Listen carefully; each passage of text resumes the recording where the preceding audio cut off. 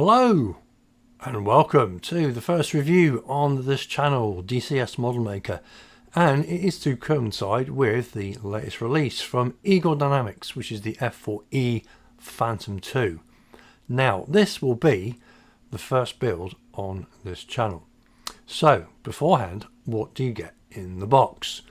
Right, well, you do get an awful lot of plastic for your money. Now, some of this is individually bagged, but obviously the ones that hold the armament, they are multiple parts or sprues into one bag. Now, my first impression was, when looking at the actual kit, was, this looks rather nice. The panel lines are really nice. They're crisp, they're not too deep. There is raised detail where applicable, and the odd occasional rivet detail. Now the detail is consistent throughout, i.e. from the fuselage to the wings and to the underside and to the other parts, as in the flaps, the vertical stabilizer and the actual maneuverable horizontal stabilizer.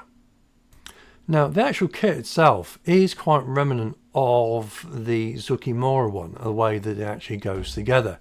However, I would say, is this better detail than the Tamiya kit? Well, yeah, for me it is. It just seems a lot more, I don't know, refined. But don't get me wrong, I have built the Phantom B and it is a gorgeous kit. But this one, I think for me, it really does pick the post.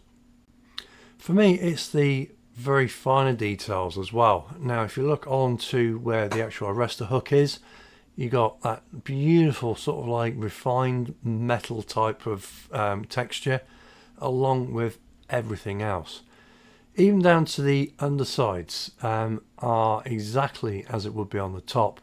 It is finessed, it is nice, it is crisp, and the detail is there, and it will come out with a really nice pin wash, just to accentuate the actual panel lines. But going back to the burner section, yes, this is a one-piece molded part, and the detailing on this is exceptional. You don't get that on the actual Tamiya kit or the Zukimura kit. So yeah, it's another plus. Even down to the actual intakes, again, you get the riveting detail, a beautiful set of panel lines, which you just know is going to be, it's going to pop. It's really going to look the business.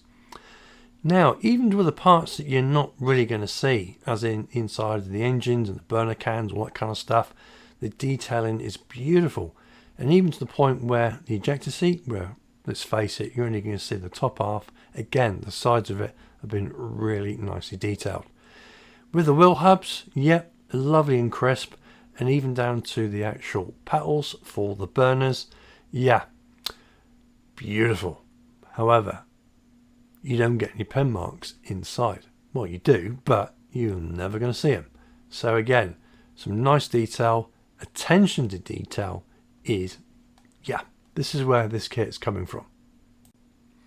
So with that, even with the actual pylons, and when you're looking into the real nuts and bolts, which will be the actual pilot and Wizzo's cockpit, the detailing again is, yeah, it's something that you can really bring out. And when you're looking at things like aftermarket, do I really think this kit needs it?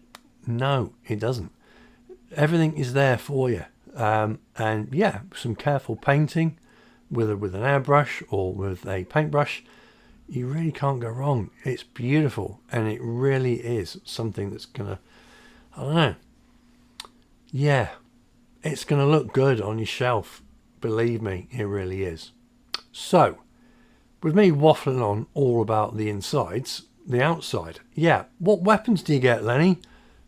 Well, you do get a set of 6 AGM 65s. You get a set of the GBU 10s, which is 2 of. You also get a set of AIM 7 Sparrows, which will be a rather nice addition for the underside of your Phantom.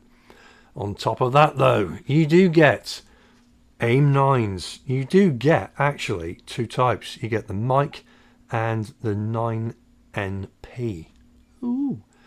So with that, you do get a nice set of actual clear parts. Unfortunately, you do get a seam line which you will need to get rid of. However, they are crystal clear and very, very nice. The distortion in it is, well, when you're considering the curve and everything else, it is rather good.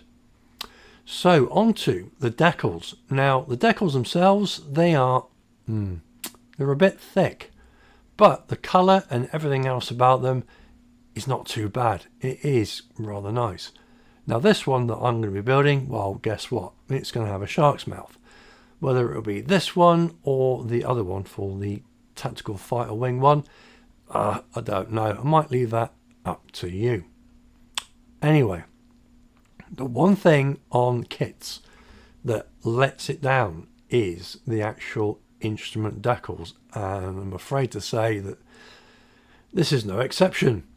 The decals for the instrument panels are abysmal. They are not very good. Now what I would do is either try and find some more or just simply paint them. So that is a review, or maybe a quick review, on the Meng 1/48 scale F-4E Phantom 2. Again, this will be the first kit that I will build on this particular channel, and yeah, coinciding with the release from Eagle Dynamics of the said module. So I hope I will see you on the start of that series of videos. So until then, thank you very much for watching, and I will see you on the next video. Cheerio!